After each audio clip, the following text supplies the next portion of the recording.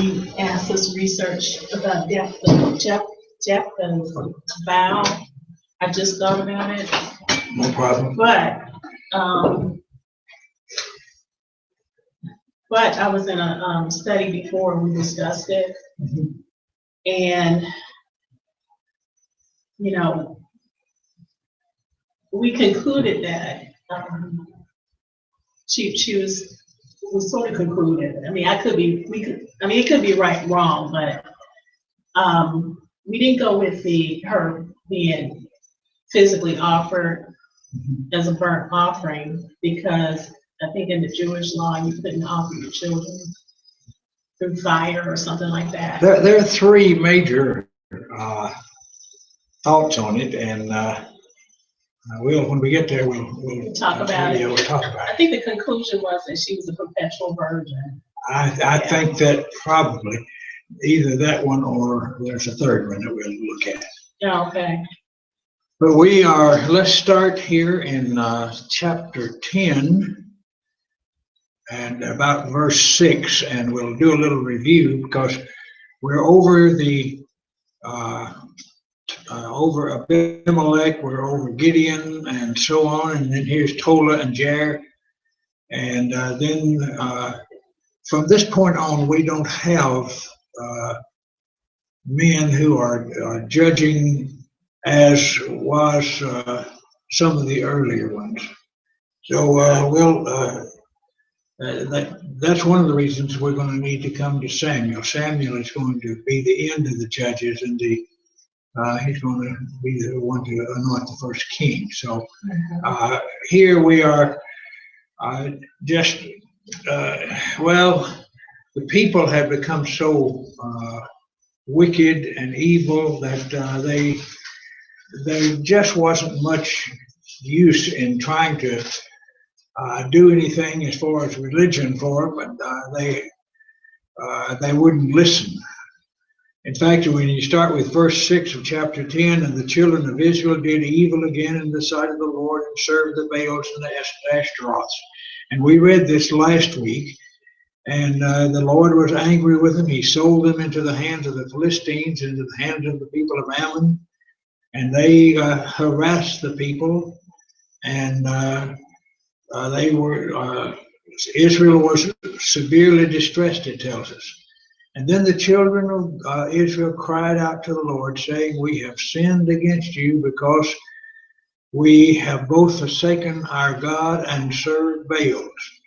And we talked about that crying out just a little bit last week in our last class, that they cried out in Egypt. And at other times, in Egypt, we don't know if they were crying out to the Egyptian gods or if they were just crying out. They were in misery and they were crying out more or less like, well, is somebody there that can help us? But they cried out. But here,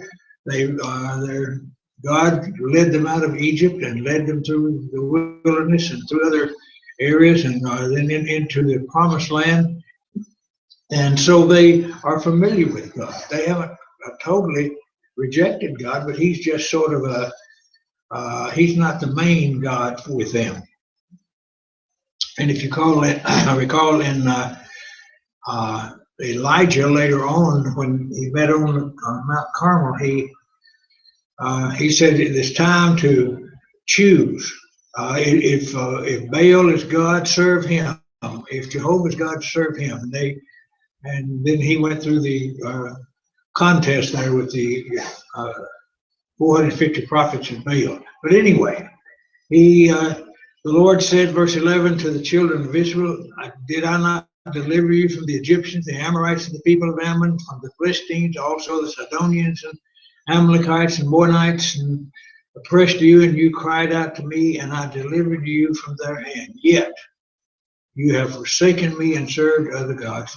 Therefore I will deliver you no more." Now, if there's a period there, so to speak, these people have no hope.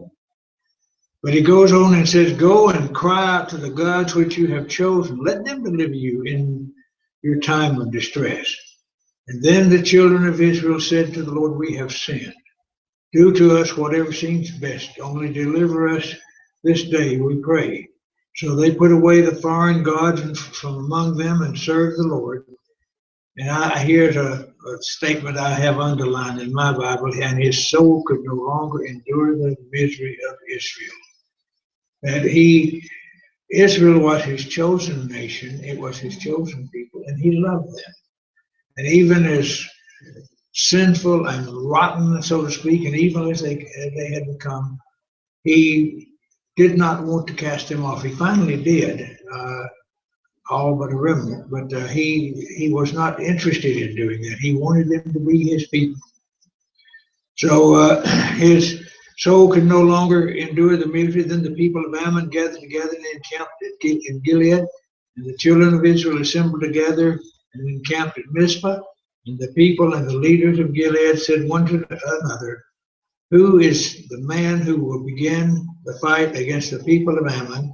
He shall be the head over all the inhabitants of Gilead." And now we are introduced to a scoundrel in one sense.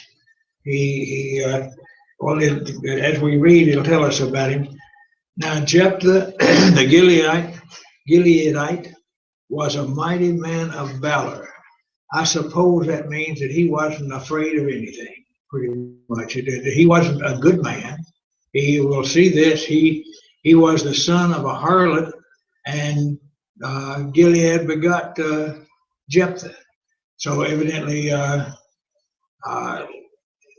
was an individual named Gilead, and he begot Jephthah, and Gilead's wife bore sons. When his wife's sons grew up, they drove Jephthah out and said to him, you shall have no inheritance in our father's house, for you are the son of another woman. Now over in Deuteronomy chapter 23 and 2, we're told that the son, or that an illegitimate child, an illegitimate son, he will not be able to come into the assembly till the 10th generation. In other words, an illegitimate child could not inherit from his father and so on. And these brothers knew this, and they drove him out. Then Jephthah fled from his brothers and dwelt in the land of Tob. And the worthless men banded together with Jephthah and went out and raided with him. So they became a marauding bunch of bandits, I suppose. They became, I guess you'd liken them to the old West gang of bandits that would have their hideouts and so forth out in the mountains and so on. But they were a bandit group, and it came to pass after a time that the people of Ammon made war against Israel. And so it was when the people of Ammon made war against Israel, the elders of Gilead went to get Jephthah from the land of Tob. Now they had allowed him to be driven out before this time by his brothers, but now they see these brothers or any other leader is not there. And they want somebody who can fight and somebody who can win against these people of Ammon. And by the way, you have any idea where Ammon came from? A lot. A lot, right. So it was one of his children by one of his daughters. Mm-hmm. So they were, in a sense, kinfolks, but they were not kinfolks, as we might say. So they came, and Jephthah, they said to Jephthah, come, and this is in verse 6, come and be our commander that we may fight against the people of Ammon. We need a leader. And Jephthah said to the elders, did you not hate me and expel me from my father's house? Why have you come to me now when you are in distress? And isn't that so much like people in today and in politics or anything else? People in the church, if they live ungodly lives and get themselves in some sort of moral mess or whatever, then the next thing they want to do is call the church to help them out. And the church does it, and it should. But it's just, I guess it's human nature to, with some people, just to do things and then expect to receive no consequences from it. So Jephthah said, did you not hate me, expel me from my father's house? And then the elders, verse 8 says, the elders of Gilead said to Jephthah, this is why we have turned again to you now, that you may go with us and fight against the people of Ammon and be our head over all the inhabitants of Gilead. Now notice here, Abimelech means the son of a king.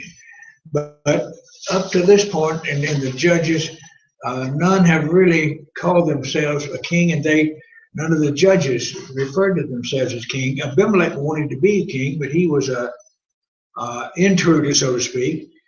And he's leader, and you will be head over all the inhabitants of Gilead. It doesn't use the word king just yet.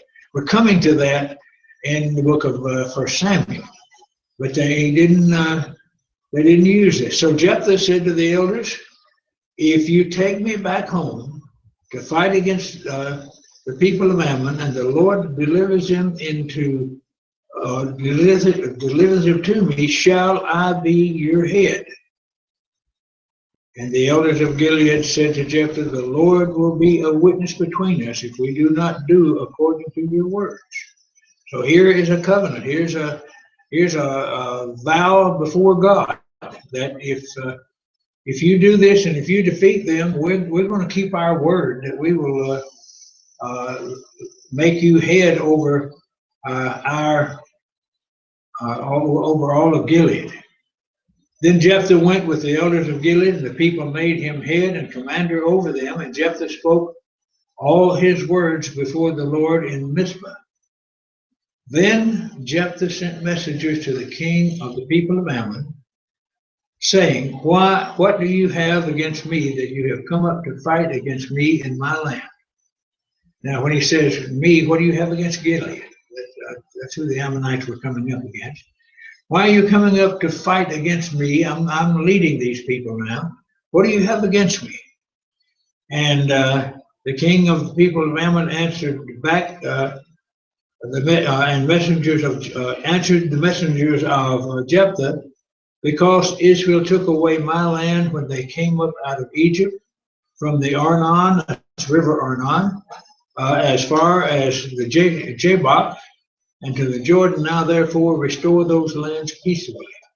Now here is a rather interesting thing. When Moses brought the people up through across the land and up through the wilderness, and then they finally were headed for the Jordan east of Jericho, there was two kings, Sihon and Og.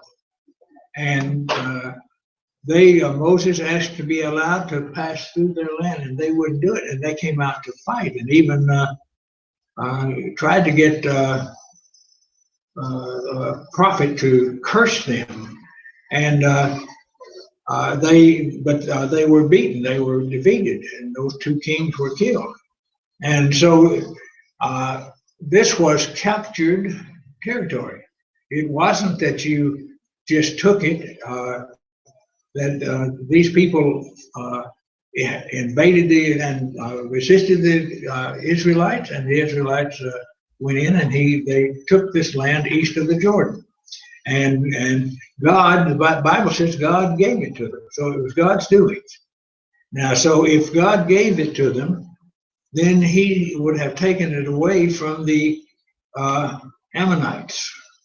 And they would have no just claim on it.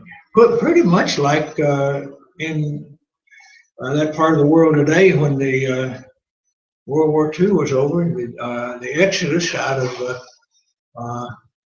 Europe, and the Jews coming down, and they came and settled in the area where they are now. that the Arab nations, different Arab people had that, but the I don't know if it's United Nations, League of Nations, or whatever, they gave this land to the nation or to the people of Israel and became the Israeli nation. Well, that was pretty much what Jephthah is telling these Ammonites. So Jephthah sent again messengers to this, verse 14, to the people, or to the king of the people of Ammon, and says to him, "Thus says Jephthah, Israel did not take away the land of Moab, nor the land of the people of Ammon, for when Israel came up from Egypt, they walked through the wilderness as far as the Red Sea and came to Kadesh. Then Israel sent messengers to the king of Edom, please let us pass through your land, but the king of Edom would not. And in like manner to the king of Moab, and he would not consent. And so they remained at Kadesh. Kadesh. I had a new pronunciation of it the other day. I'd heard Kadesh. I think it's better Kadesh, but I've always done. And they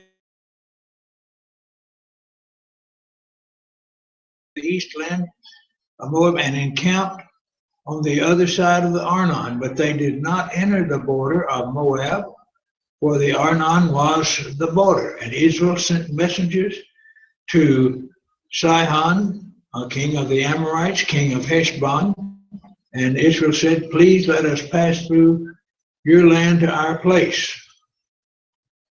And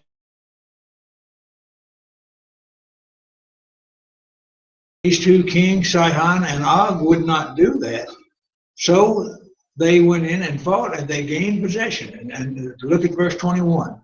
The Lord God of Israel delivered Sihon and all his people into the hand of Israel, and they defeated them. Thus Israel gained possession of the land of the Amorites who inhabited that country. God gave them the land.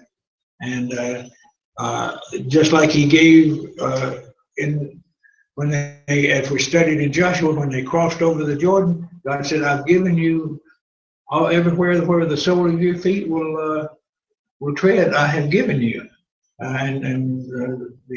That whole land there at that time was every dimension that God said, I'm going to give you, every description of where from here to there.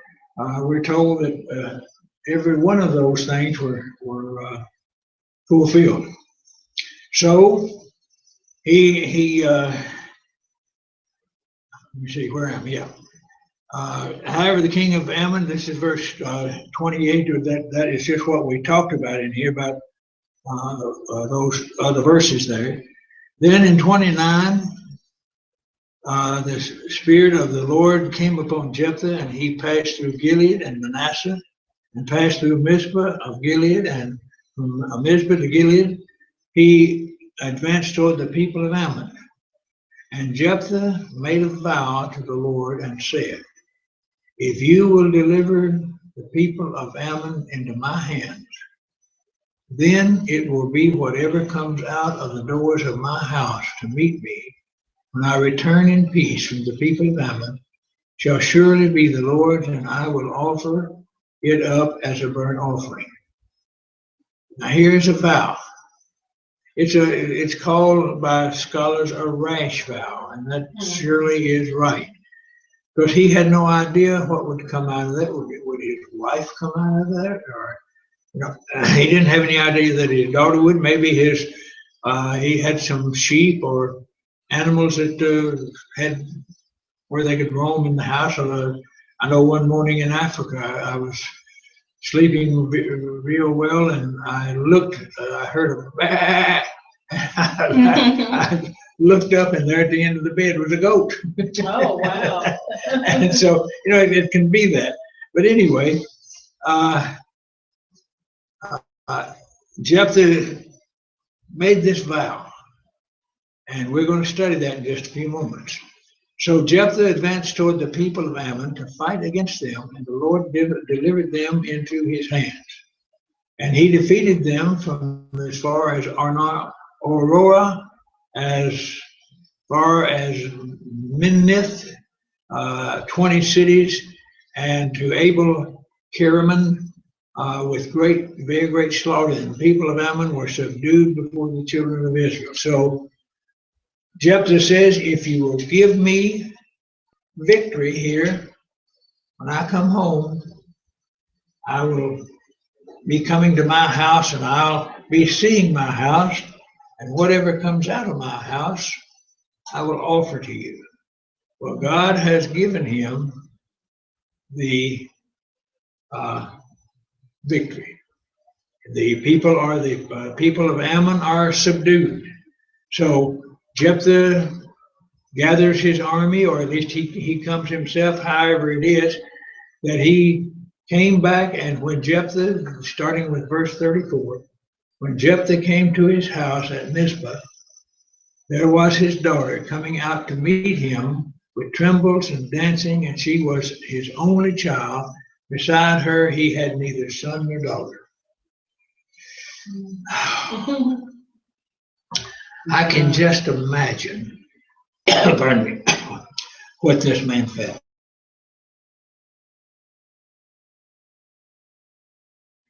We lost our first child, a little daughter, when she was 9 months old with leukemia. And that's a blow. I don't care. People say, well, we were told, well, you hadn't had her long enough to really get to love her. And that's just a real ridiculous statement. Yeah.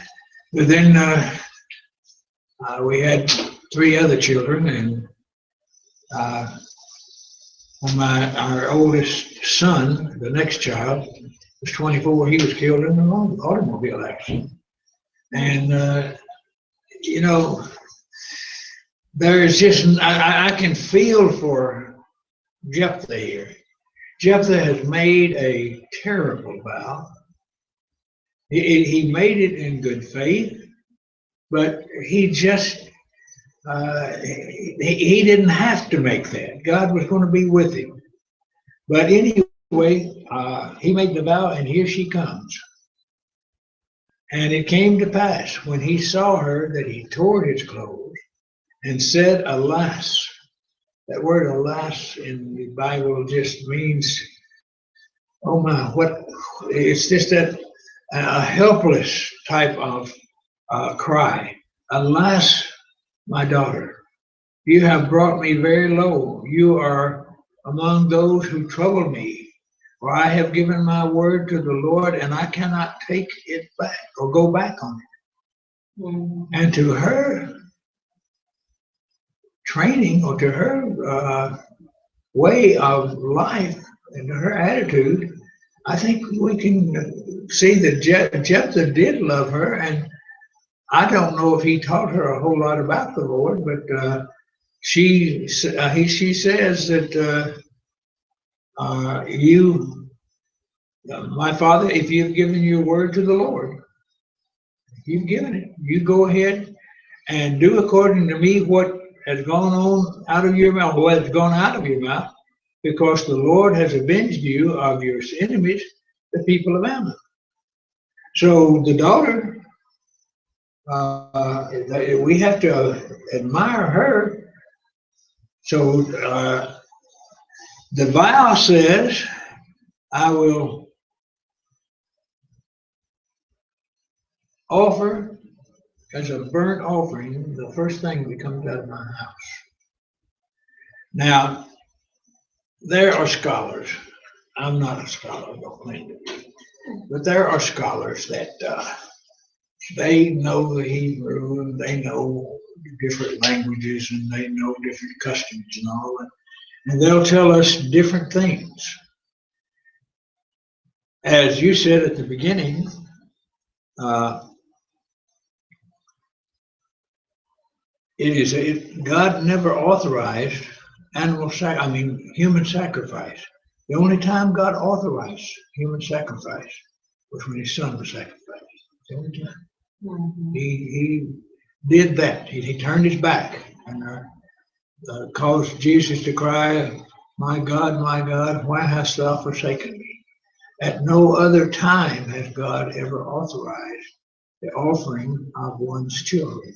Mm-hmm. Now, that doesn't mean that the Israelites didn't do that because they did. They offered their children to Baal.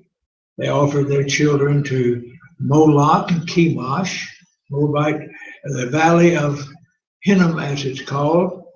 It became the place where an idol of, I think it was Chemosh was set up there, and people passed their children. When you're reading in the King James Version that people passed their children through the fire, that means they offered them as burnt sacrifices. And God was not pleased with that, never was pleased with that. So we come to this to look. If we take it for just for what it says without examining, without looking at the options that are here, we will find out in verse 39, and so it was at the end of 2 months that she returned to her father. He carried out his vow, which he had vowed. She knew no man and became accustomed in Israel. Now it does not say in actual words that he offered her up as a sacrifice. Mhm. Now I had a good friend that says, yes, it does. No, I disagree with him. If you take it without looking at some of the other things. But now, you remember God told the children of Israel to dedicate, or that the first son that was born from a woman or to a family, that son was to be dedicated to the Lord. He was the Lord, or that child was to the Lord. The firstborn of the animals had to be, that was to the Lord. Now, if you had an animal that gave birth to a fine-looking lamb or a fine-looking calf or whatever, and you didn't want to kill that calf, you didn't want to rob God of anything, but you wanted to keep that because it was just a good, healthy stock. But then there was the option that you can redeem that animal. The book of Deuteronomy and book of Numbers and Leviticus and all, you read there and you can find that you can redeem this for so much. So the same way with other things that you could redeem when we ourselves have been redeemed by, of course, by the blood of Christ. But you could pay money to do that. Also, it could have been that. It could have been that since she is going to be a perpetual virgin, or that she went out and bewailed her virginity or her virginity in the mountains, and so it was the end of the month she returned to her father. And it would at least imply here that they were bewailing her, the fact that she would never get married, never have children, and so forth. And then it became a custom in Israel that the daughters of Israel went out 4 days each year to lament the daughter of Jephthah the Gilead. Well, now we're going to read a little later on about Samuel. Hannah dedicated Samuel. In fact, she said, Lord, if you give me a son, I'll lend him for you for all of his life. And she did that. He became, of course, the great Samuel the prophet and a judge. But in these three, either he put her to death, offered her as a sacrifice, which God would not have accepted. He would have sinned to have done that, because there's one scholar or one commentary that I read on this said that you can never commit a sin greater by keeping a vow than by committing the sin of not keeping the vow. In other words, if I take, for instance, Paul, when he came to Jerusalem and they mobbed him. That then the centurion took him into captivity, and then 40 men made a vow that they would neither eat nor drink anything until they had been able to kill Paul. Well, Paul lived many years after that. I don't know if those people ever kept that vow or not. But sometimes we make foolish vows, and we should never.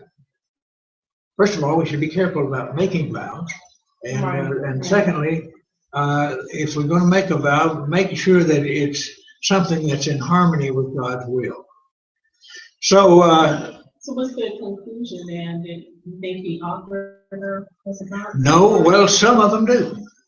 Others believe that he redeemed her, and the others believe that it was her, that she would never be able to get married and have any children. Of course,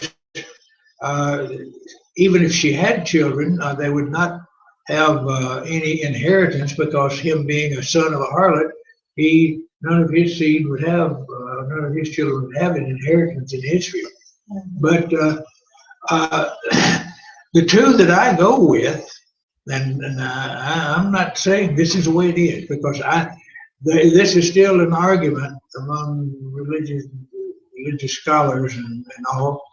I think that he either may have redeemed her, but even in redeeming her, she would not be allowed to get married and so forth, or that he did not redeem her, but her penalty, if we want to call it that, was that she would not be able to have a husband and have children and so on, and he would never have a grandchild by her. And she may have lived to a ripe old age, but she would not have children. Which one of those three? Take your pick. It's I've learned on things like this, I don't get dogmatic, because the scholars, not that the scholars are right one way or the other, but the scholars don't agree on it. And so I think if you really know something about the Bible, you just can't believe that God would accept or even let him offer her as a burnt offering. As many times as God condemned people for doing that. And even though they were offering them to idols, but God would not accept a burnt offering of his daughter. So he would have been in sin. But God would have accepted her being redeemed by money or whatever the redemption price might have been. Or he would have also understood that the vow had been kept if she never got married, or she remained a virgin for the rest of her life. It's just, it's one of those things that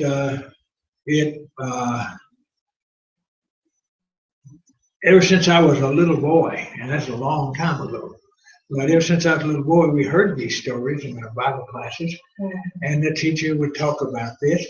And well, it was a she at that time, because we were little kids, and she would talk about that. And I remember I was known when I was growing up as Toady, and she would say, "Toady, do you think your mother and daddy would offer you as a sacrifice?" And it scared me to death. I'm 5, 6 years old. And no, I don't think they would, and I know that they wouldn't have. But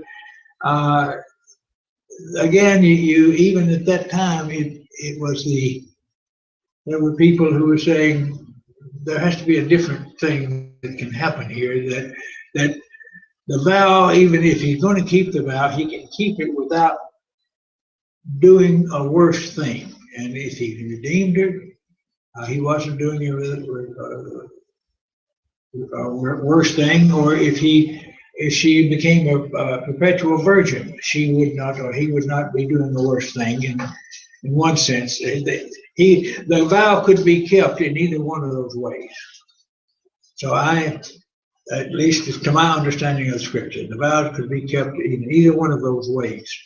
So that that's about all I know to say about Jephthah's vow. Mhm.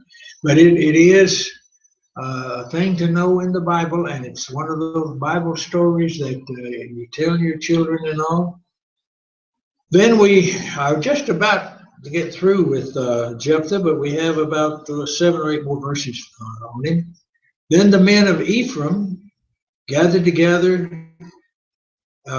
crossed over towards Zaphon, and said to Jephthah, "Why did you cross over and fight against the people of Ammon and did not call us to go with you? We will burn your house down with fire." Now here, in order to understand this, you have to understand the tribe of Ephraim. The tribe of Ephraim was a tremendously proud, arrogant, better than you are type of people. And that came from way back in Genesis. You remember when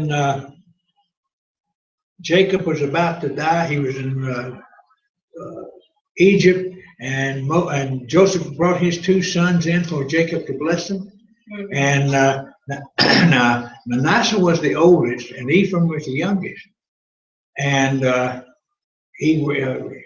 Joseph brought him here, and he took Jacob's hand, and he put the right hand on Manasseh and the left hand on Ephraim. And Jacob said no. He crossed over. Joseph said, "No, my father.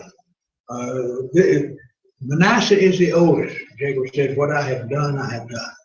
That he blessed, Ephraim got the parental blessing rather than Manasseh, who's the older one. And the people of Ephraim were, from that point, they were an arrogant, "We're better than you are," and so on. And so here they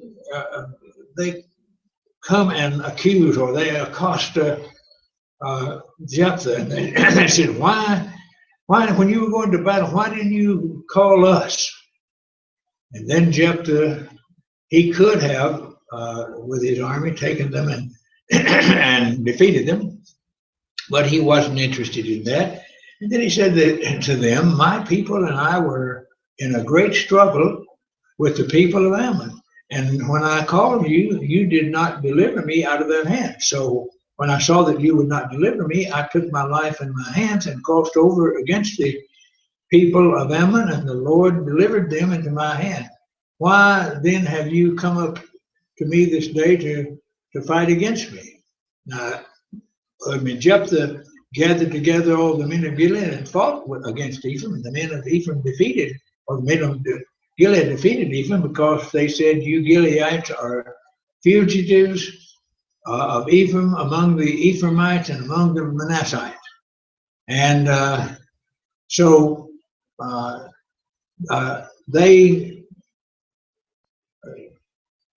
Jephthah took them on, and he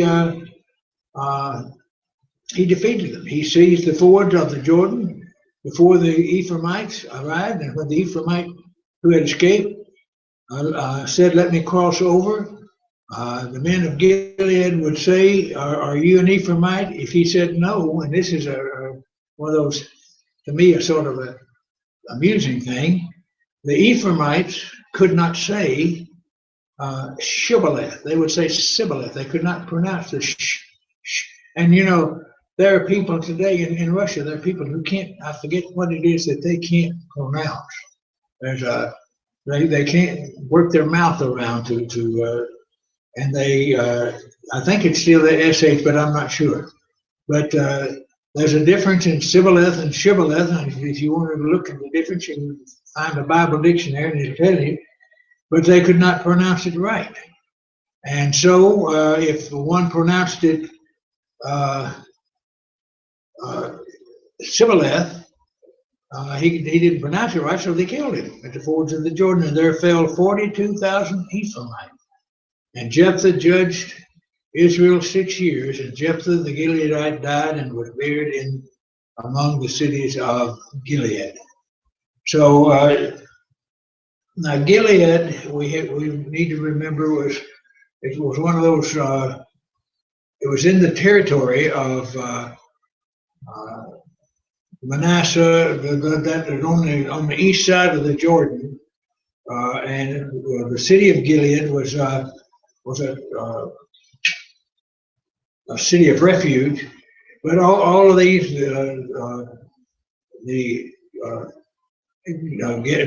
Gad and Manasseh, half tribe of Manasseh. Who was the other one? Oh goodness, I'm having a mental meltdown. The three tribes. Benjamin? No. Oh my goodness, we just went over that. I can't remember. But anyway, it was those three tribes: Manasseh, Reuben, and Gad, and that was known as the land of Gilead. And there's a song: "There's a balm in Gilead," and so on. So that gets us down, and we're through with Jephthah. And after him, not much. I wish they'd turn that heat down. But after, we might do that, and that's a little. I don't want to disturb them too. We'll do that. It's disturbing, we'll apologize.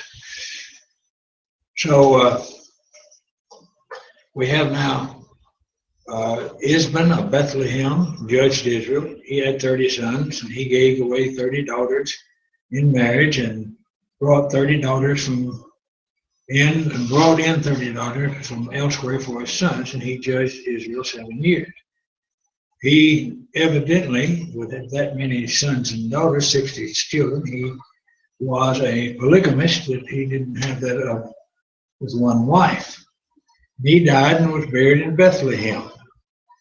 And after him, Elon the Zebulunite judged Israel, and he judged Israel 10 years. And after that, he died and was buried in Ajalon in the country of Zebulun. After him, Abdon, the son of Hillel the Parathonite, judged Israel, and he had 40 sons and 30 grandsons, and he ruled them 70 young donkeys. He judged Israel 8 years. They didn't do anything. There's nothing important that God recorded about them. And then this fellow, Abdon, the son of Hillel the Parathonite, died and was buried in Parathon in the land of Ephraim, in the mountains of the Amalekites. So there was still a pocket of Amalekites there that had not been driven out. And then we come to a fellow the Bible calls him a judge, or at least indicates that he's in the book of Judges. But he's a selfish. Now, when I was a child, I'd been told about this, and he was put up as a big hero. And in a sense, he was a hero in Israel. But on the other hand, he was selfish. He was one of these that, I don't care about you. I want what I want, and if it pleases you, fine. If it doesn't, I still want it. Mm-hmm. And that I want to. He didn't care about the Lord, and only called on the Lord on special occasions. But this man is Samson. He started out, well, at least the story of him starts out good. And again, the children of Israel did evil in the sight of the Lord, and the Lord delivered them into the hand of the Philistines for 40 years. There's the old refrain. And again, the children of Israel did evil in the sight of the Lord. Mm-hmm. Now, there was a certain man from Zorah of the family of the Danites, whose name was Manoah, and his wife was barren. She had no children. Now, I think I may have mentioned this before, but to a Jewish woman, this was the worst of all maladies, not to be able to have children. That was, they wanted to bring, especially they wanted sons, and they couldn't have children. And Sarah Sarah was barren, Rachel was barren, and so on, and others. And the angel of the Lord appeared to the woman and said to her, indeed now you are barren and have borne no children, but you shall conceive and bear a son. Now, I've preached on this about Jesus and the angel Gabriel appearing unto Mary.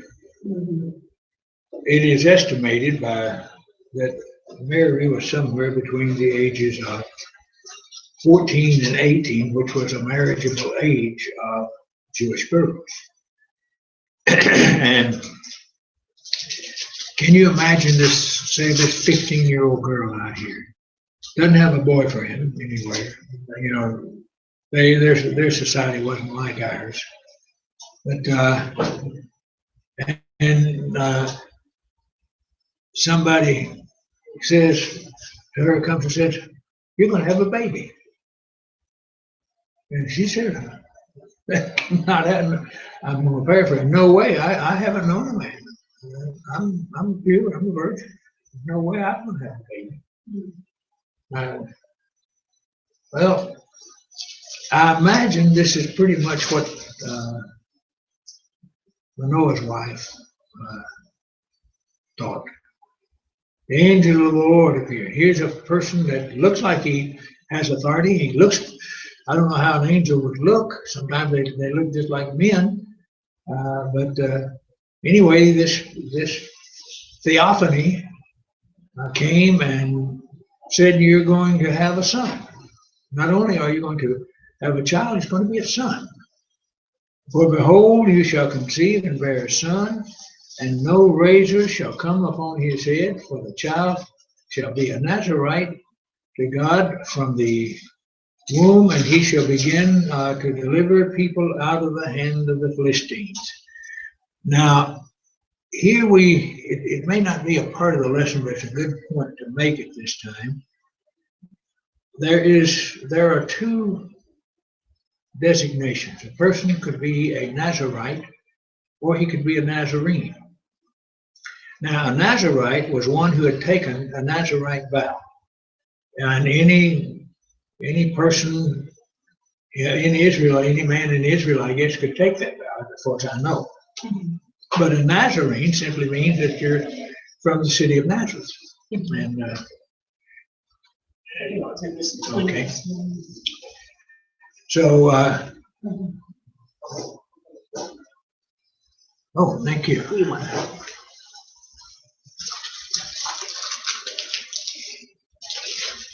But nonetheless, he said, you're going to have a child. You're going to have a son. And this child is not, he's going to be a Nazarite from his birth. Which means you can't shave, he can't shave his head or cut his hair.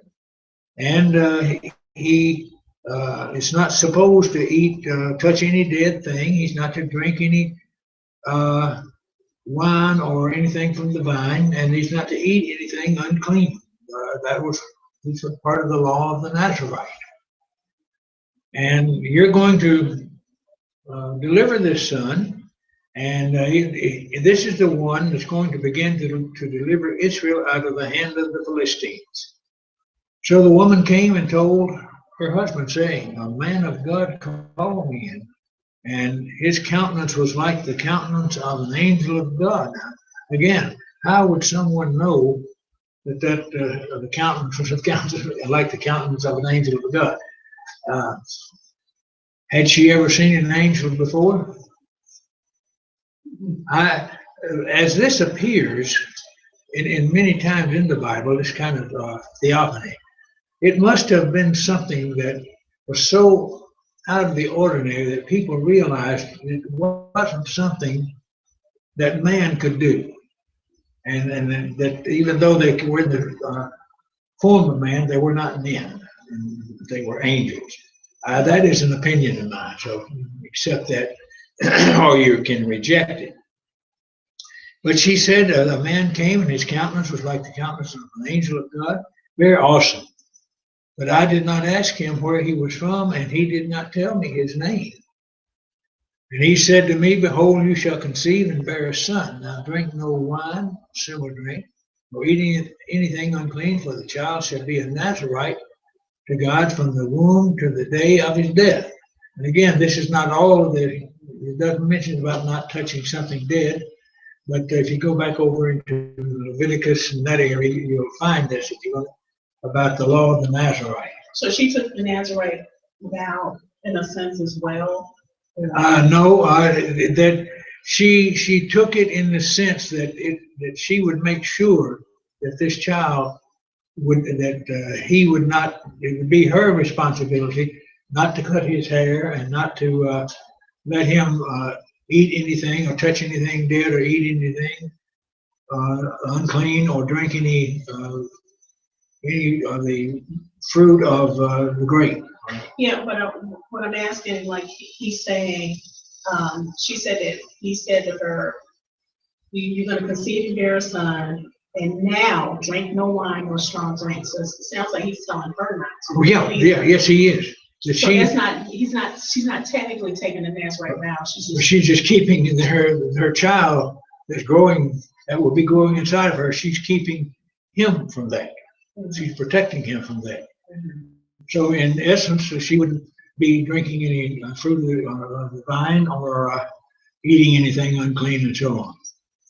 So he asked him where, he said, Behold, you shall, I'm day off for the next verse, 8. Then Manoah prayed to the Lord and said, Oh, my Lord, please let the man of God whom you have sent come to us and teach us what we shall do for the child who will be born. Oh, think about this. If people, when they get married and they're going to have a child, if they would have that idea, we need to know how this child is to be reared, how God wants him to be reared, and now God is not going to give them some special visit, but he tells us in his word. And you know and I know that the world would not be in shape if people had taught the children. This is all over the world. The children are just, in most places, have just gone wild. And they don't pay any attention to their parents anymore. And it's in our country, it's in other countries. Riots and so on. And but anyway, and God listened to the voice of Noah, and the angel of God came to the woman again as she was sitting in the field, but Manoah, her husband, was not with her. Then the woman ran in haste and told the husband and said to him, Look, the man who came to me the other day has just now appeared to me. So she prayed that God would send the angel back, and he did. And Manoah arose and followed his wife, and when he came to the man, he said to him, Are you the man who spoke to this woman? He said, I am. And then Manoah said, Now let your words come to pass. What will be the boy's rule of life and his work? So the angel of the Lord said to Manoah, Of all that I said to the woman, let her be careful. She may not eat anything that comes from the vine, nor may she drink wine or similar drink or eat any unclean thing. All that I commanded, let her observe. So not only, as you pointed out, not only will the boy, as in his growth, not eat this, but while the woman is carrying him before he is born, now whether she could do this after he was born, we're not told, but while she's still carrying that child, she has to observe what it, of course, as you know, we're being told today that an unborn child is not a human being anyway. Mm-hmm. God thought this boy was, and in fact, God knew that he was. So then Manoah, verse 15, said to the angel of the Lord, Please let us detain you, and we will prepare a young goat for you. And the angel of the Lord said to Manoah, Though you detain me, I will not eat your food, but if you offer a burnt offering you must offer it to the Lord. So Manoah did not know Manoah did not know he was the angel of the Lord. And again, that angel of the Lord, according to all I have read and been able to research, this is God Himself. It may be, John says in the beginning was the Word was with God, and the Word was God. And this same in the beginning, wasn't. He created all things, and this Word became flesh and dwelt among us. This may be Jesus in the form of the Word, not called, and most scholars say that's what it is. It is Yahweh, or it is the Son, or the Word that is here. Then Manoah said to the angel, "What is your name?" And when his words came to pass, that we may honor. And the angel of the Lord said to him, "Why do you ask my name, seeing it is wonderful?" And so Manoah took the young goat with the grain offering and offered it on the rock of the Lord. And he did a wondrous thing while Manoah and his wife looked on. It happened as the flame went up toward the heaven, the altar, that the angel of the Lord ascended in the flame of the altar. Then Manoah and his wife saw this, and they fell on their faces to the ground. And Moses had said earlier that if you see the face of God, no man can see the face of God and live. And these people have seen that, and they, it says, when the angel of the Lord appeared no more to Manoah and his wife, then Manoah knew and that he was an angel of the Lord. And Manoah said to his wife, "We shall surely die because we have seen God." And he was fearful, and rightly so.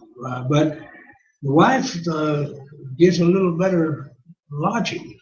She says, if the Lord had desired to kill us, He would not have accepted the burnt offering of grain and offerings of our hand, nor would He have shown us all these things, nor would He have told us such things as these at this time.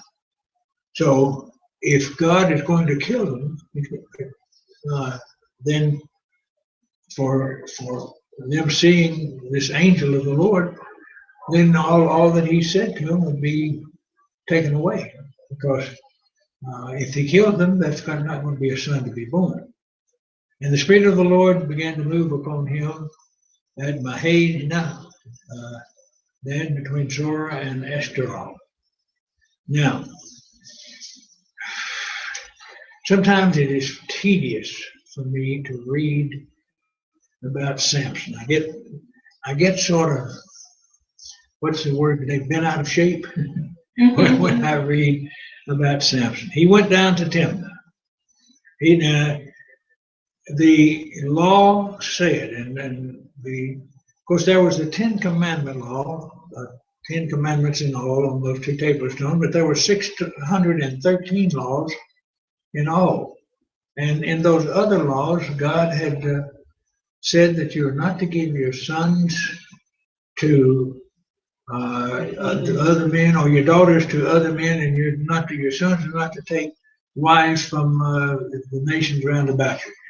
But never did Samuel or Samson look for anybody among his people.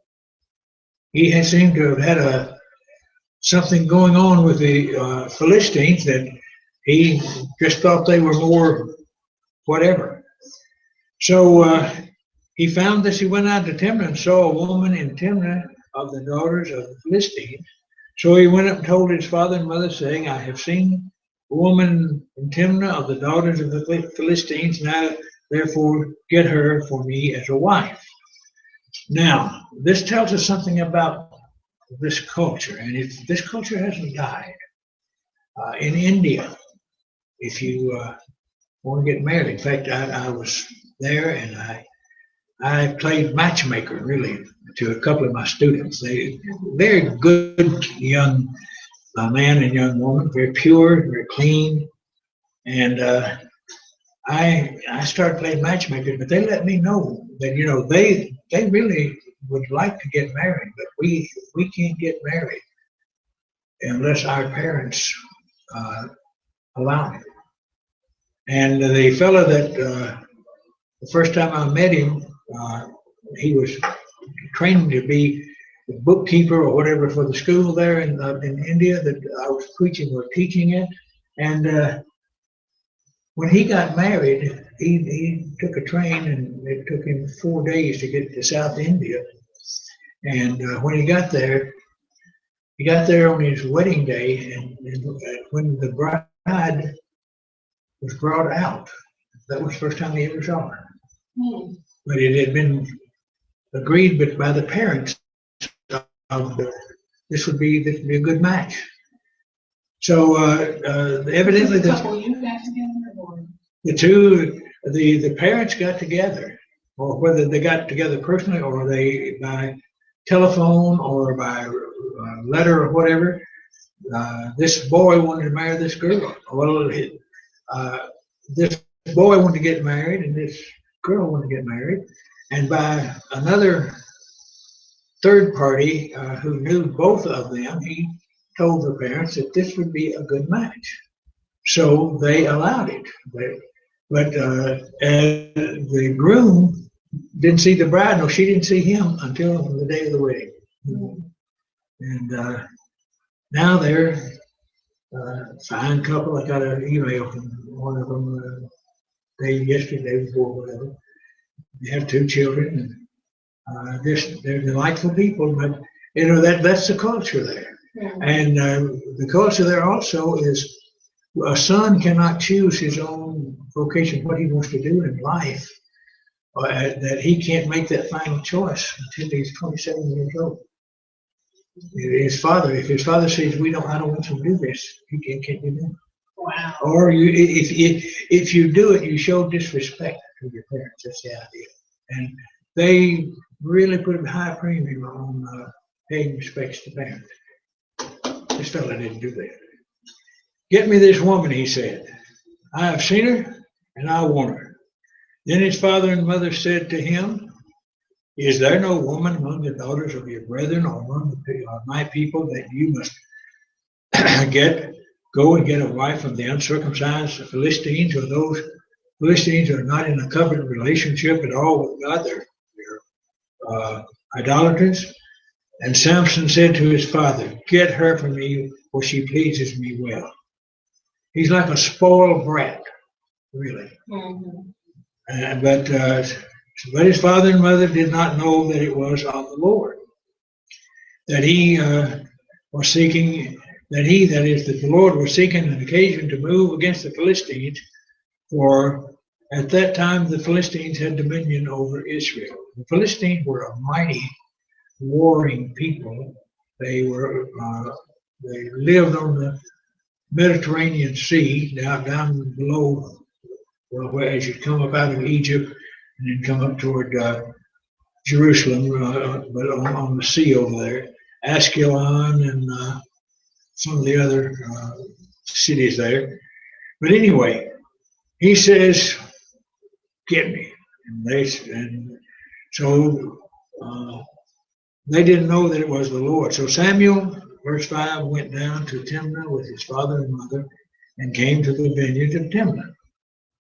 Now, to his surprise, a young lion came roaring against him. Now, we don't know at this point about how old he was, probably 18 or 19, that's a guess. But he's grown up. He has his long hair now. He hasn't been shaven and so on. So this young lion roared out against him. The Spirit of the Lord came upon him mightily, and he tore the lion apart as one would tear a young goat. Though he had nothing in his hand, but he did not tell his father and mother what he had done. Now we find a couple of things here that we will have to notice about this man. He is not keeping that. He killed the lion, and later on, I know he touched the lion. He touched this dead lion. He broke his Nazarite vow because you weren't supposed to touch something like that. Now, he could eat meat, of course, but he just wouldn't go out and touch a dead body like that. And so he went on down and talked with the woman, and she pleased Samson well. And after some time, when he returned to get her, he turned aside to see the carcass of the lion, and behold, a swarm of bees and honey were in the carcass of the lion. And he took some of it in his hands and went along eating. Now this honey would be unclean because it was in the body of a dead animal, and it would be unclean. And but he eats it anyway. And then he carried some to his father and mother, and they ate. And so he didn't tell them where he had gotten this. And it happened when they saw him that they brought out 30 companions. He's now at the wedding, or so-called, I guess you'd call it, so-called wedding feast. And they, the people come, and they evidently, the woman's mother and dad have invited some 30 men or some 30 people or companions to be with him. And then Samson said to them, and here he is again, he instead of being interested in following what God said, he wants to show how smart he is. And Samson said, let me pose a riddle to you, and if you can correctly solve and explain it to me within the 7 days of the feast, then I will give you 30 linen garments and 30 changes of clothing. But if you cannot explain it to me, then you shall give me 30 linen garments and 30 changes of clothing. And they said, pose your riddle that we may hear it. Now,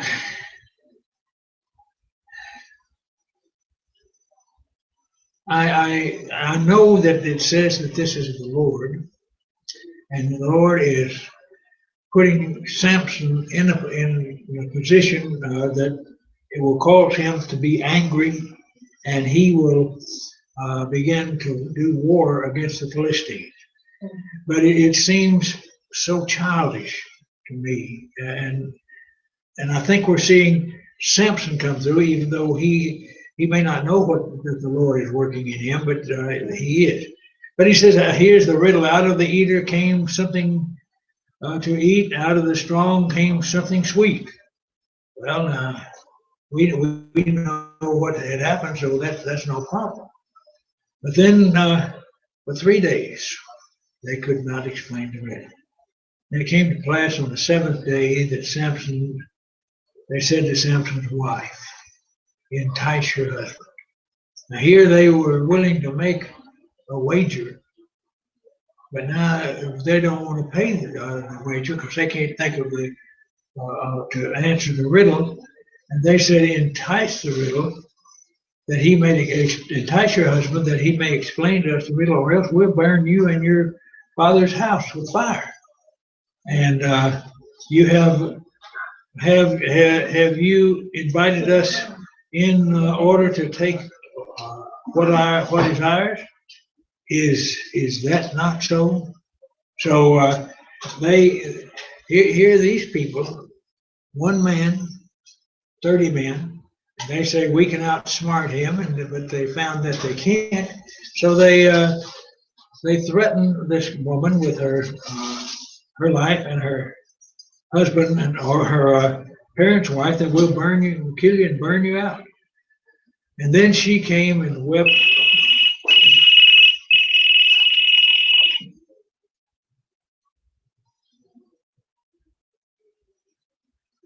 Hello? Yes, it is, Jim. Are you in the States?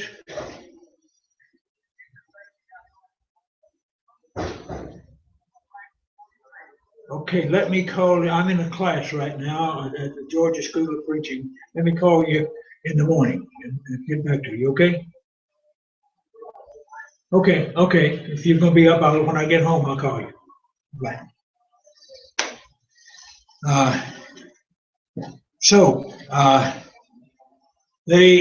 She comes on him, and we need to teach our sons and daughters not to have this kind of personality. You don't love me if you don't do this, or you don't love me if you don't do this. And more immorality and more sin has been committed on the basis of you don't love me unless type of thing. And so she says, you only hate me. You do not love me.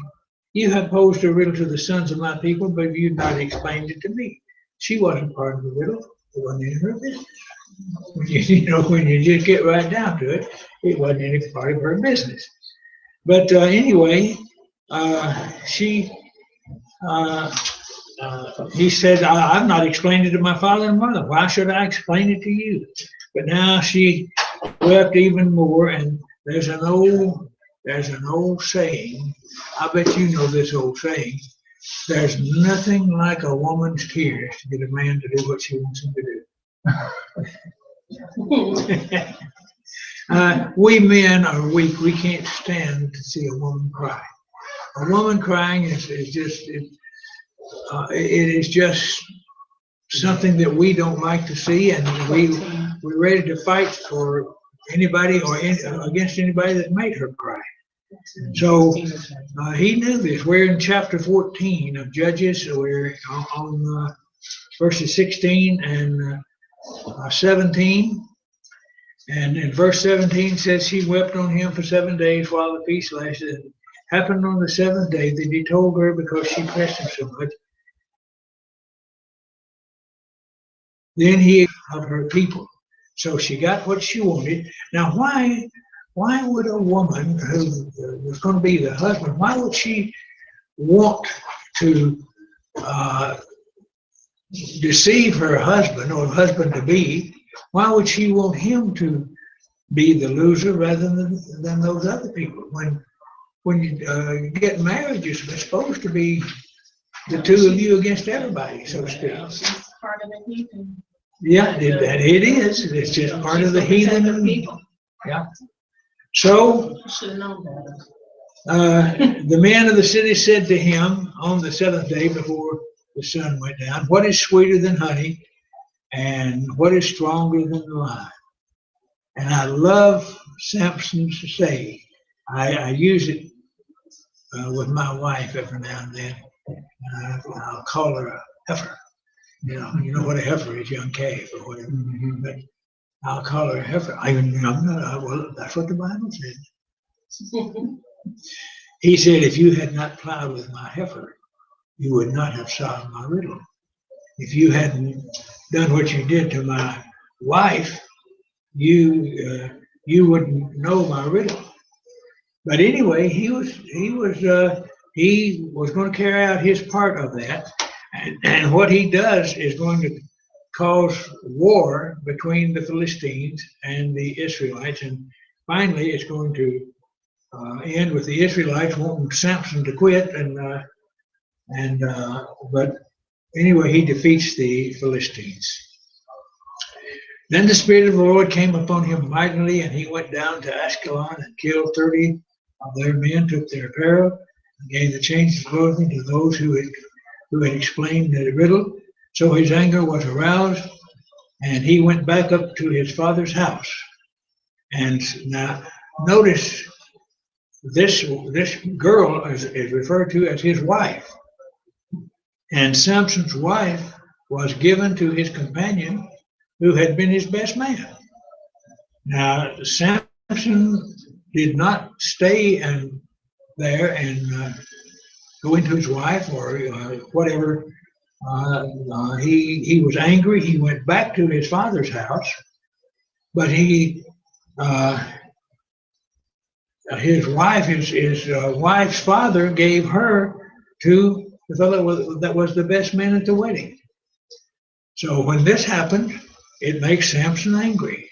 And again, we look at Samson. Samson doesn't do anything, it seems to me, because he wanted to please the Lord. He's doing everything out of spite or revenge. And even though the book tells us that all of this that Samson did was of the Lord, it just seems that Samson is going his way.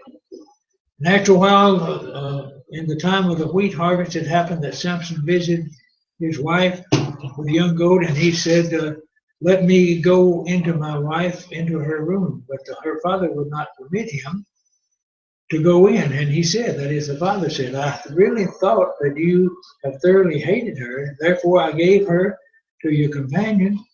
Is not her younger sister better than she? Please take her instead. Well, you put on about wife swapping. But again, it's I guess, as you said, it's the culture that they didn't have. There's nothing sacred in family life in some of these people except to their false gods, and even then they were very sensual among themselves. And so Samson said to them, verse 3, this time I shall be blameless regarding the Philistines if I harm them. And then Samson went out and caught 300 foxes. Now, when I was a child, we lived in a place that there was about 150 yards down. There's a deep gully, and in the side of that gully was a hole, and some foxes made that their den, and we would hear them down there. But those things were fast. I've read this, and I still don't know how Samson caught 300 of them. But anyway, he caught them, and he took torches and turned the fox's tail to tail. And I guess he put in between those, he tied something onto this tail, something onto this tail, and then put the torch in there and tie it together. But anyway, he put a torch between each pair of tails, and he set the torches on fire and let the foxes go into the standing grain of the Philistines and burned up both the shocks and the standing grain, as well as the wine, the vineyards and the olive groves. Having grown up in a farming country and as a farm boy, one of the great dreads that we had, we didn't have wheat, but we had hay fields that we would cut the hay and cure it and all that. And one of the big dreads was fire, because that hay, we had to have that to feed our livestock and our cows and mules that pull the plow.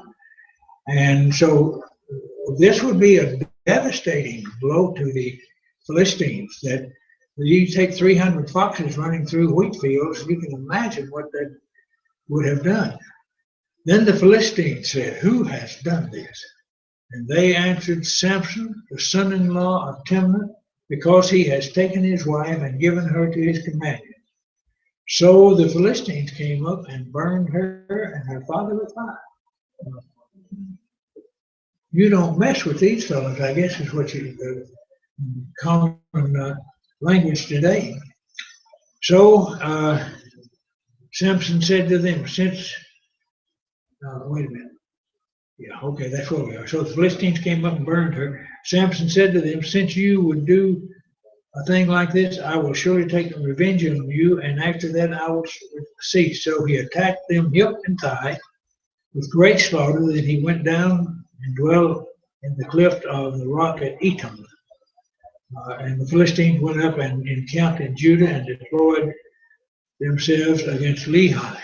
So there we have the Samson is instigating enmity. He's destroying their crops. He's killing their people, and then he just goes off. You notice he doesn't do anything for the Israelite people. Mm-hmm. Even though he's called a judge, he never judges anything. The only thing that he ever did really for them was in his death. When he died, he caused that temple of the Philistines to come down, and it killed a bunch of people, and so the Philistines were out of their hair for a while. But Samson was just not a character that I wouldn't want to have for kinfolks, I guess. So, He had bad temper. uh-huh, had a bad temper, and he knew he was strong, and he toyed with that, and just boasted about it. So, he, when they burned him, he attacked them. Then the Philistines went up and encamped at Judah, and the men of Judah said, "Why have you come up against us?" So they answered, "We have come up to arrest Samson, to do to him what he has done to us." Then the 3,000 men of Judah went down to the cleft of the rock of Etam and said to Samson, "Do you know that the Philistines rule over us?" Samson, what do you think you're doing? You know that these people rule over us. You know what they can do to us. And they, of course, in all of this, they too are leaving God.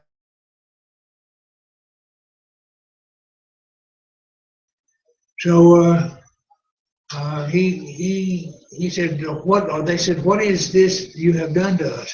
And he said to them, "As they did to me, so I have done to them. Eye for an eye and a tooth for a tooth, so to speak." And they said, "We have come down to arrest you, that we may deliver you into the hand of the Philistines." Then Samson said to them, now Samson is not going to fight his own people, evidently. At least that's one maybe good thing about him. "But swear to me that you will not kill me yourself. We're going to arrest you. And we're going to take you and we're going to hand you over to the Philistines. Because you have caused them to come up against us, and we're not able to fight them, etc." You can pretty well imagine some of the conversation there. So he finally says, "I'll go if you promise not to, that you yourselves won't kill me." So they say, "We will not, but we will tie you securely and deliver you into their hand, but we will surely not kill you." And they bound him with 2 new ropes and brought him up from the rock. And when he came to Lehi, the Philistines came shouting against him. Then the Spirit of the Lord came mightily upon him, and the ropes that were around his arm became like flax that is burned. And if you know what burned flax is, it's just an ash. There's nothing there. And his bonds broke loose from his hand. He found the jawbone of a donkey, reached out his hand and took it and killed 1,000 men with it. In my Bible classes when I was a kid, I would read that. I just think about it now. We worked a plowed mules. We used not the little donkey, but the regular sized mule. And occasionally one would die, and we'd take it out and bury it, and you could go down and dig it up. And, later on, when the water washed away, you'd see the bones there, and I'd see that jawbone and things, so something about like that. And here Samson grabs one of those, and he kills 1,000 men with it. That's some fierce fighting. I don't know if they have weapons or not, but he let them know that he wasn't going to be a piece of cake to take anyway. So he said, "With the jawbone of a donkey, heaps upon heaps, with the jawbone of a donkey, I have slain 1,000 men." And so it was, when he had finished speaking, that he threw the jawbone from his hand and called the place Ramoth Lehi. Then he became very thirsty, so he cried out to the Lord and said, "Have you given me this great deliverance by the hand of your servant? You have given me this deliverance by the hand of your great servant, and now I die of thirst." So God split the hollow of the place that is Lehi, and the water came out, and he drank it, and his spirit was returned. He was, and it's in Lehi to this day, and he judged Israel 20 years in the days of the Philistines. Again, that he was recognized as a judge. I guess that's why he's in the book of Judges. But there is nothing that he did as far as calling the people back to God or anything. It doesn't tell that. But now the story continues with him. And it says that he went down to Gaza and saw a harlot there and went into her. And when the Gazites were told Samson was there, that Samson has come here, they surrounded the place and lay in wait for him all night at the gate of the city. And they were quiet all night, saying, in the morning when it is daylight, we will kill him. And Samson, he's playing cat and mouse type games with me. At least to me he is. And he arose at midnight, then he took hold of the doors of the gate of the city, and the two gate posts, pulled them up, bar and all, and put them on his shoulders and carried them to the top of the hill that faces Hebron. Now, I've got to ask why. What did that prove?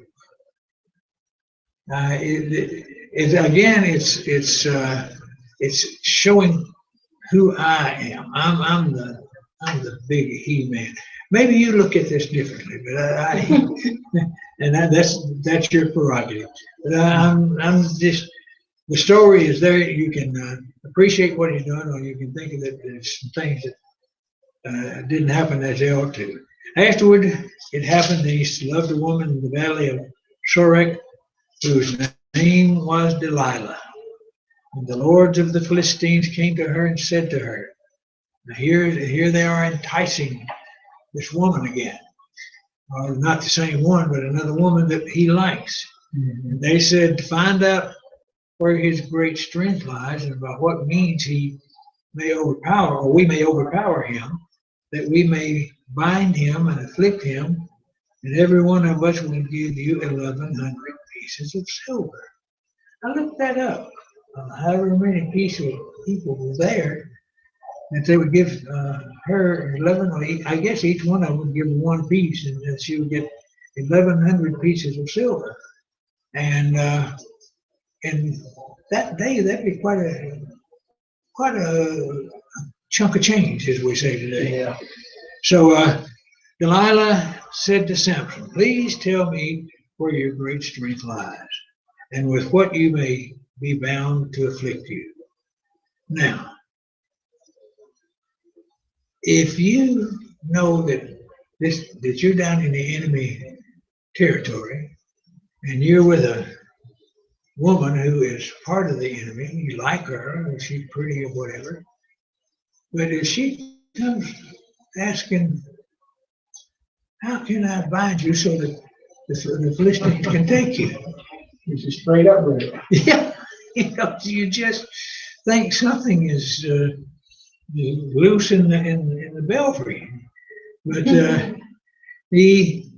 she said, well, he told her, if they bind me with 7 fresh bowstrings, not yet dried, then when I become weak, and then I shall become weak and shall be like other men. Now, a bowstring in those days wasn't something like you go down to the arms dealers and so forth and buy one of those bows with all that trappings and all that springs in them. It was just probably the dried intestine of an animal, or one of the sinews of that animal. And it would have to get dry. And he said, if you will bind me with these that they're not yet dried, then I will be secure. So she told the lords of the Philistines that, and she bound him. They brought him to her, and she bound him. Then the men were lying in wait and staying with her in the room. They must have been hidden at least, but they were staying in the same room. And she said to him, the Philistines are upon you, Samson. But he broke the bowstrings as the strand of yarn breaks when it touches fire. So the secret of his strength was not known. Well, now Delilah is like I'm not getting the men situation here, but you don't love me. Samson, you don't love me. If you love me, you wouldn't tell me that. And so she said, look, you have mocked me and told me lies. Now please tell me what you may be bound with. Number two, the second tale he tells her.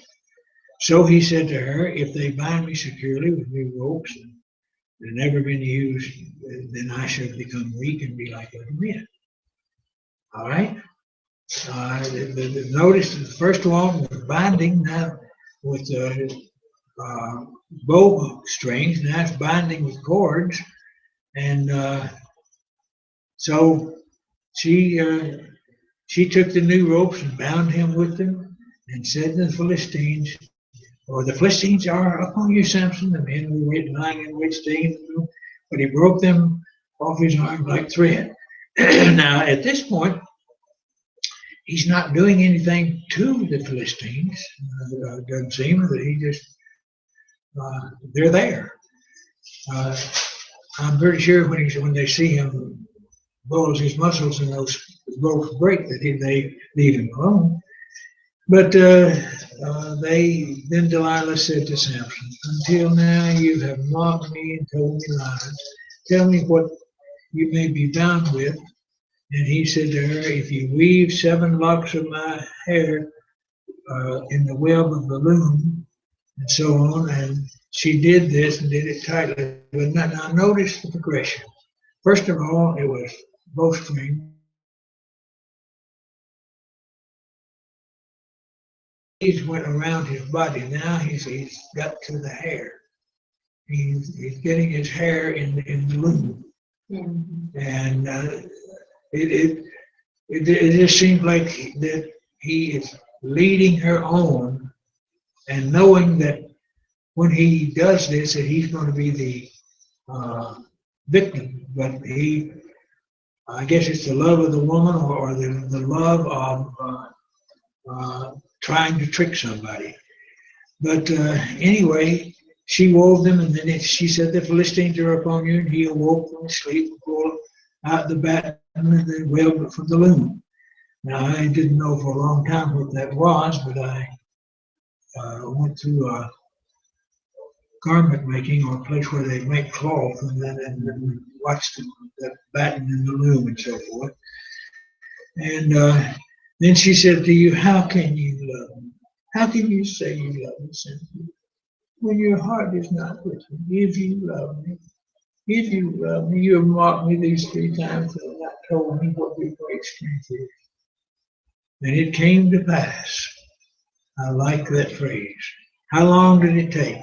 It came to pass when she pestered him daily with her words and pressed him, so that his soul was vexed to death. She wore him down. Sin will do that to you. It will, you know, I've never had drugs other than prescribed drugs for medications, but I had a friend that his wife that had 2 sons that were drug addicts, but they didn't become drug addicts overnight. Because a little here, play with it a little bit here, a little bit there, and finally they couldn't quit, and they were put in a rehab place, and I used to go over and visit them and talk to them quite a bit. And one of them came out, and the other came out, but I think both of them went back in, and probably are dead, but now of drugs. But anyway, this is what he did. He has try these cords and try these ropes and try this loom.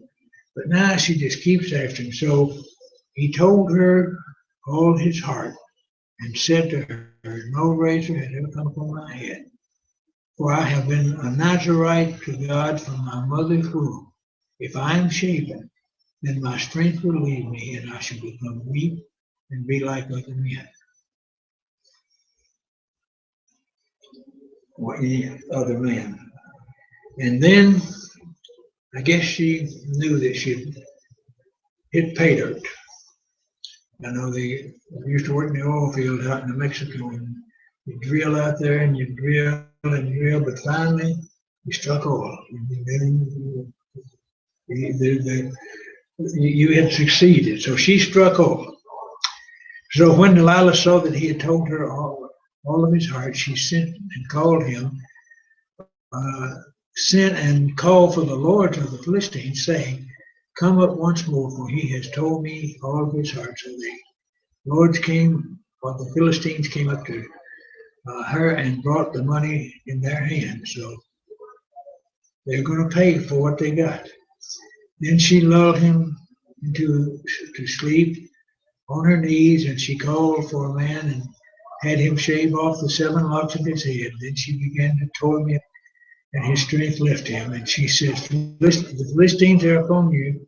So he awoke from his sleep and said, "I will go out as before at other times and shake myself free." But he did not know.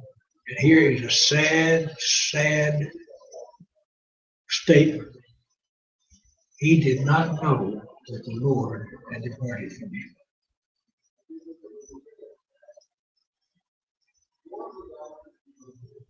That to me is a sad commentary. He could have known, or he could have kept the Lord from departing from him, but he didn't care. He cared more, and it was either he cared more for this woman, or more for the what I would call fun of teasing her or deceiving her.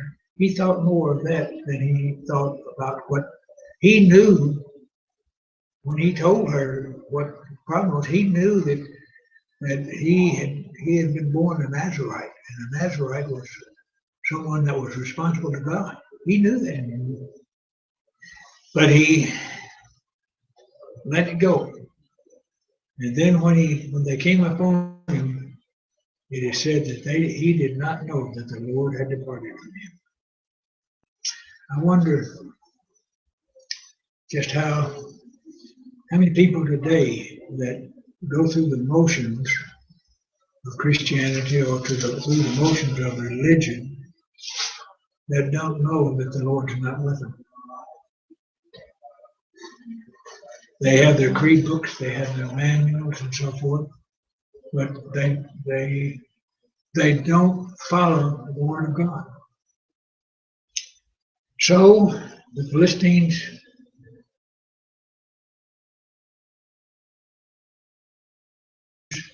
he became a grinder in the prison.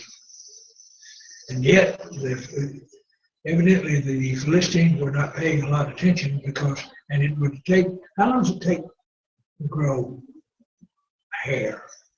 The last haircut I had was over a month ago. So it would take, for me to get it down to here, it would take me 6 or 8 months or more to get it down there. So this was not, he was down at the grindstone for a pretty good time. And so the Philistines, the Lord, they gathered together and to offer a great sacrifice to Dagon, their god, and to rejoice. And they said, "Our God has delivered into our hands Samson, our enemy." Now the people saw him, they praised their God, and they said, "Our God has delivered into our hands our enemies, the destroyer of our land, and the one who's multiplied our dead." So he'd been killing some. So it happened when their hearts were merry. They were in the house of these temples. You can go in that part of the country and you can see these temples of Apollo and temples of different ones, and they're large buildings. They you've seen the pictures of the Acropolis or what it was, Parthenon. They're in Greece. Well, that's when you try to walk. When you do walk alongside of it, that thing is as big as a football field, just about it. And it's a huge thing. And it's covered with, it has pillars up in it, and it's covered and so on. And there are pillars that hold it up. The main pillars, like any of our, you cut certain boards down or certain what struts or whatever they're called, and it'll let the roof fall down on you, if you're not careful. Because engineers build these, or architects build these things so that they stay up there. But if you cut the support out from under them, they fall. Well, that's what we're going to see happen to him. They were married, and they called for Samson that he may perform for us. So they called him from the prison. He performed for them, and they stationed him between the pillars.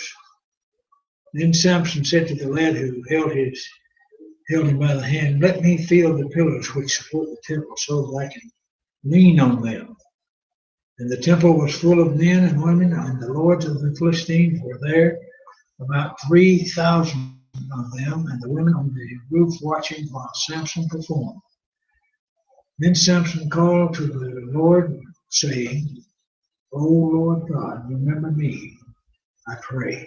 Strengthen me, I pray, just this once, O God, that I may with one blow take vengeance on the Philistine for my 2 eyes." First time I used to call on the Lord in here. First time, and for what reason? So he can take vengeance on them for putting his eyes out. Now, you know that, but this is his first time that he's called on the Lord.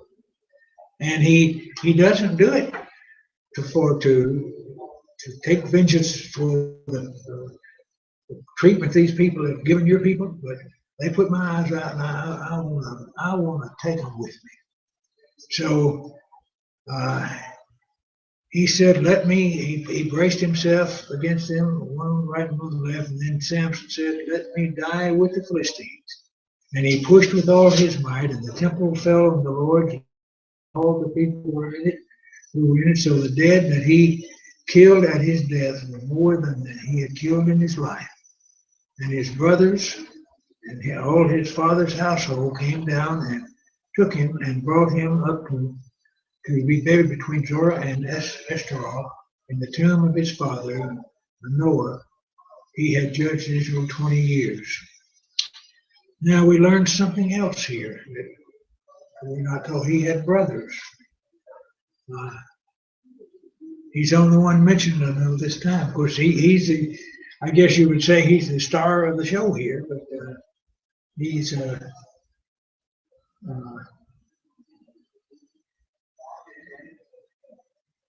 it's a sad ending.